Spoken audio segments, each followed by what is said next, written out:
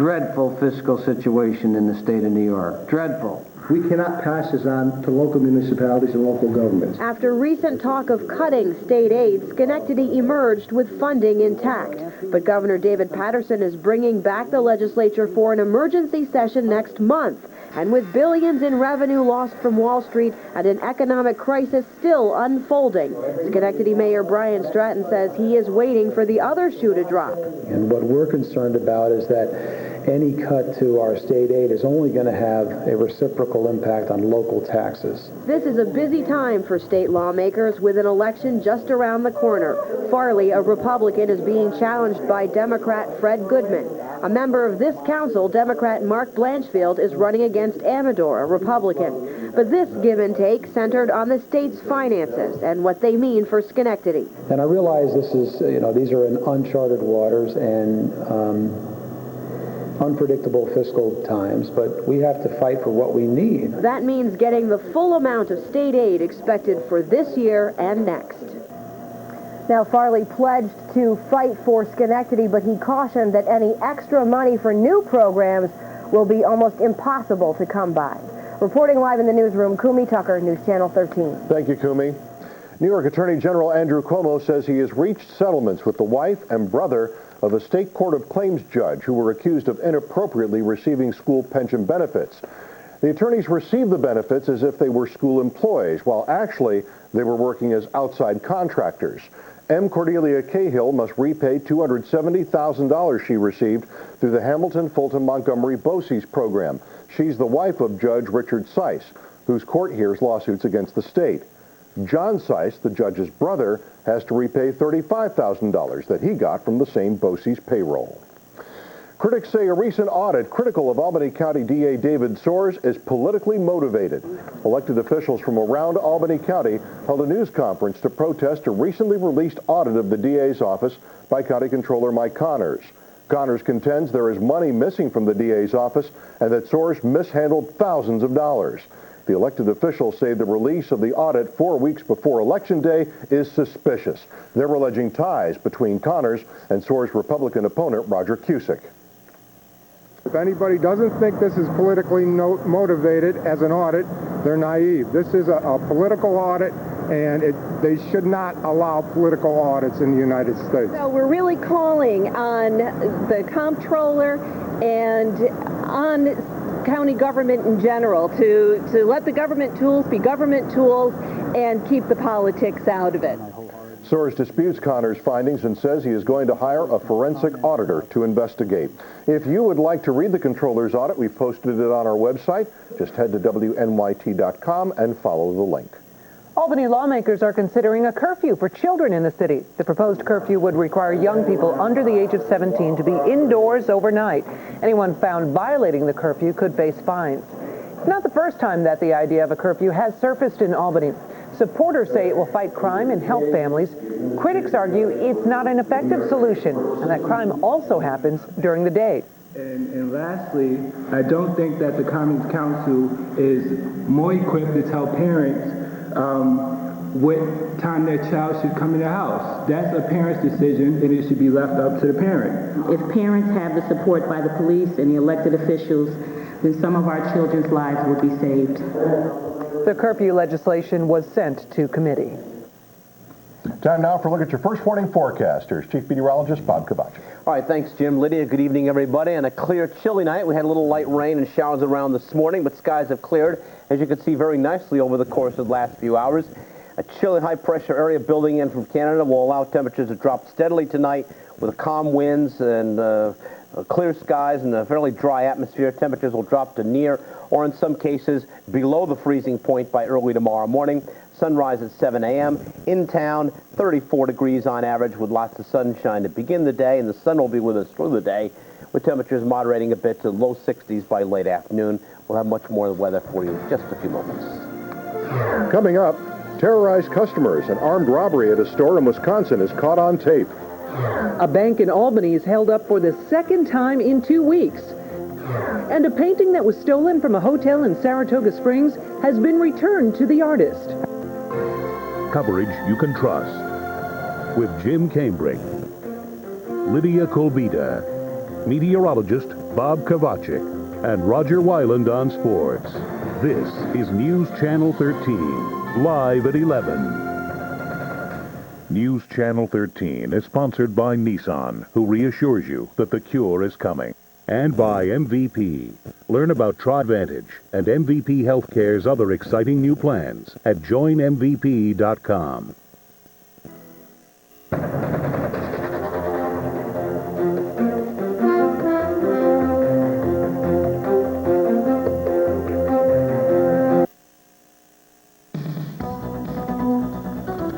In news from around the region, a man from Schuylerville has been charged tonight with 456 criminal counts, the majority of them for child molestation. Donald Nitchman was arrested by state police in June but was indicted today. Among the charges, 144 counts of sexual misconduct, 144 counts of endangering the welfare of a child. Prosecutors say the abuse took place between August 2004 and June 2008. Nitchman is being held in the Saratoga County Jail and will be arraigned on Thursday. 7 people from the New York City area are due in Warrensburg Town Court next week. They're charged with selling counterfeit merchandise at the Warrensburg garage sale over the weekend. Warren County Sheriff's Office, Glens Falls Police, and State Police conducted the investigation. They tell us they seized 1,500 counterfeit handbags and wallets with designer names like Chanel, Prada, and Gucci. Police tell us they also seized more than $19,000 in cash. The Trusco Bank branch on Central Avenue in Albany was robbed today for the second time in less than 2 weeks. Police say a man walked into the bank around 10:30 this morning, handed the teller a note implying he had a gun, then ran off with some cash. The same bank was robbed September 26th. Police are now checking surveillance cameras to see if they can identify the suspect. A stolen painting is back where it belongs tonight, and a Saratoga celebrity reportedly played a role in its return. The oil painting of Sam the Bugler was stolen from a gallery at the Holiday Inn back in August. The artist, Terry Lindsay, tells us tonight from her home in Vermont that 4 thieves from Long Island had second thoughts and contacted Sam Grossman, the real Sam the Bugler. Lindsay says Grossman brought the painting to the hotel where it will be on permanent display. The artist tells News Channel 13 she will not press charges. Painting is still for sale at $6,000. We want to show you some video now from a security camera at the Family Dollar store in Milwaukee, Wisconsin. It shows 3 men terrorizing customers as they rob the store. One of the suspects stands at the front door wearing a Jason mask and forcing customers at gunpoint to the floor. The other 2 men are shown pointing a gun at the cashier, demanding money. Police say that the 3 men made off with an undisclosed amount of money. Still to come, the rhetoric heating up as the presidential candidates get ready to debate tomorrow night. And Tampa Bay moves on to the League Championship Series. Who will they be playing? Some of us already had a frost this season, and many parts of the rest of the region will get another frost tonight and again tomorrow night, down to freezing or below in many spots. Details coming up.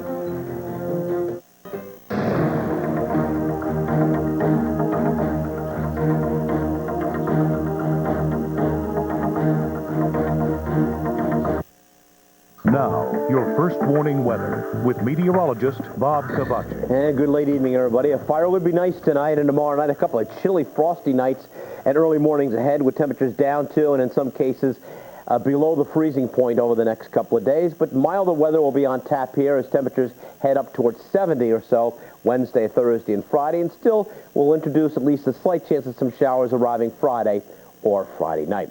All right, current temperatures 11 o'clock tonight. They're varying widely with a clear sky and a nearly calm wind. 35 in Bolton Landing, 38 in Saratoga Springs, 41 here in the city of Albany. Generally 30s westbound into the Schoharie and Mohawk Valleys, 39 in Pittsfield, 34 already in North Adams, 33 in Bennington. Many spots will drop to 32 to 34 by morning, but there'll be many outlying areas surrounding the capital region that will drop into the upper 20s by sunrise. Skies have cleared considerably across the region tonight. The scattered clouds and showers that were around earlier now long gone off to the east. And with crystal clear skies will set the stage for ideal radiational cooling tonight and again tomorrow night as a strong ridge of high pressure builds out of Quebec, Canada, and moves southeastward across the area. So plenty of sunshine tomorrow, a cold start. Well, we should add a few degrees tomorrow to the high. Today's high was 54. We should get up to about 60 or 62 tomorrow and then be pushing 70 the middle and end of the work week. Pretty large area of rain and clouds covering much of the eastern plains, the upper Midwest, and all the way down toward the Gulf Coast, but that area of wet weather is going to tend to stall there for a while as high pressure builds in and favors our weather.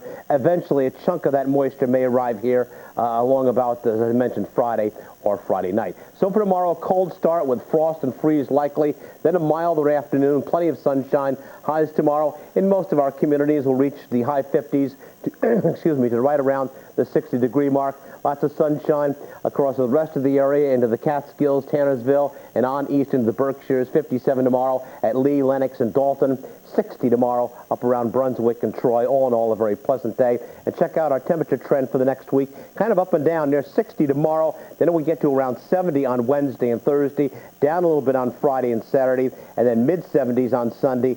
60s on Monday. So kind of a wide range in temperatures over the next 7-day period, for high temperatures anyway. Back first warning forecast in 30 seconds. All right, for the balance of the night tonight, clear skies and pretty chilly. Metro temperatures 32, 34, but there'll be a wide range. Many minimums will drop into the upper 20s, and there'll certainly be widespread areas of frost. Winds light northwest to calm. Sunrise 7 a.m., sunny. 34 in town, but many spots at or below the freezing point when the sun comes up. It'll do a nice job tomorrow after a cool start. A nice afternoon, plenty of sun, not much breeze. High 62. Extend the forecast 32 or lower again Wednesday morning. So frost, sunny, warmer, 69 in the afternoon, 69-ish. Some clouds on Thursday. We'll call it partly sunny. Maybe some showers arriving Friday or Saturday, but at least temperatures getting warmer later in the week. We're due. It's October what? Yeah. 6th. First frost. It's due. It's due. Yep. Just don't mention the first snow yet. No, the four-letter words. No four-letter words yet. Thank you, Bob. Okay. Sarah Palin was heckled today during a campaign stop in Florida. He's the only man in this race who talks about the wars that America is fighting. You know, bless your heart, sir, my son's over in Iraq fighting for your right to protest right now.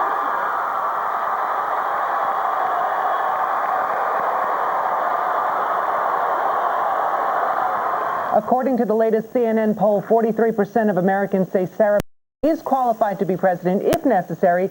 80% say Joe Biden is qualified to take over the White House if necessary. The CNN poll also shows Barack Obama leading John McCain by 8 percentage points. At a campaign stop in New Mexico today, McCain essentially called Obama a liar. Senator Obama has accused me of opposing regulation to avert this crisis. I guess he believes that if a lie is big enough and repeated often enough, it'll be believed. McCain will go head-to-head with Obama in their second debate tomorrow night in Nashville, Tennessee. NBC and News Channel 13 will carry the debate live beginning at 9 o'clock. Big Board Sports is next on News Channel 13. Rodger is here with the Giants. Plaxico Burress back to work this week. Back to work this week. They didn't miss him on Sunday now, did they, huh? No, they scored 44 points. Eli was looking good. He was looking good, Jim. We'll tell you, though, what Burress did not say during his conference call with the media today, plus why the Union hockey team not overconfident despite what their preseason polls are telling them. And we'll head to Boston and tell you how close the Red Sox are to advancing back to the American League Championship Series. It's all next on Big Board Sports.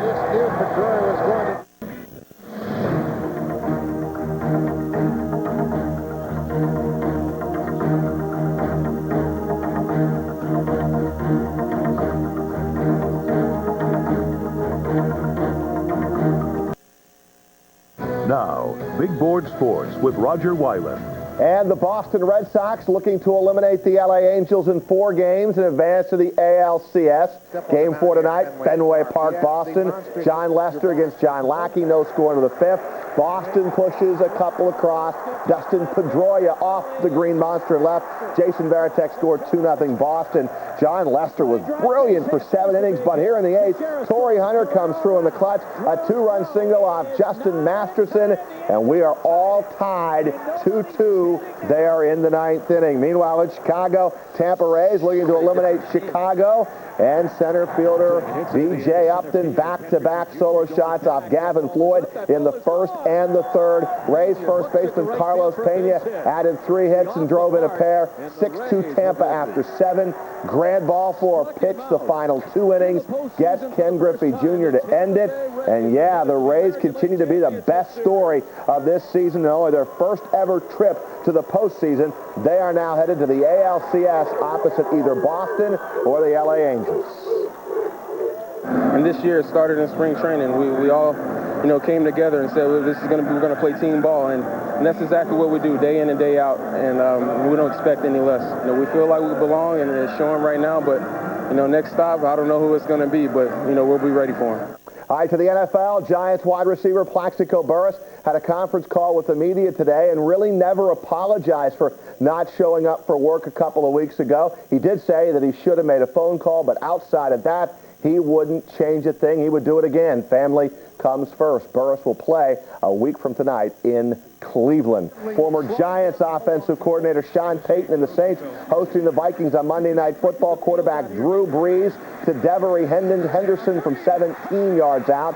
7-0 New Orleans, but Minnesota got it right back. Antoine Winfield blocks the kick here, goes 59 yards for the touchdown. Vikings are up 20-10 at the half, but Reggie Bush has run 2 back on punts. And right now, New Orleans has the lead, 27-20. Buffalo Bills quarterback Trent Edwards was described as alert, but still exercising post-concussion symptoms after yesterday's hit there in the 3rd play of the game in Arizona. Bills got beat 41-17, their first loss of the season. They are off this week, and it's still much too early to tell whether Edwards will be ready for a San Diego game on the 19th of October. Well, here at home, the Union hockey team opens its season next weekend when they meet ECAC foe Quinnipiac in Omaha, Nebraska. Union picked 5th in the preseason ECAC coaches polls, and for good reason. They returned 21 letter winners from a year ago. Head coach Nate Lehman said today, it's not so much how you start, but how you finish. We're not going to win the league title or get in the top 4 in October. And right now it's October. And what we're focusing on right now is ourselves and getting to a level where we know our systems and we get our work ethic back from last year. We got a lot of competition for spots right now, and you can see that in our skates already. Guys want to be in the lineup and they want to win because they know that we're going to have a good team this year and we're going to do well. And we're back on the radio talking with Giants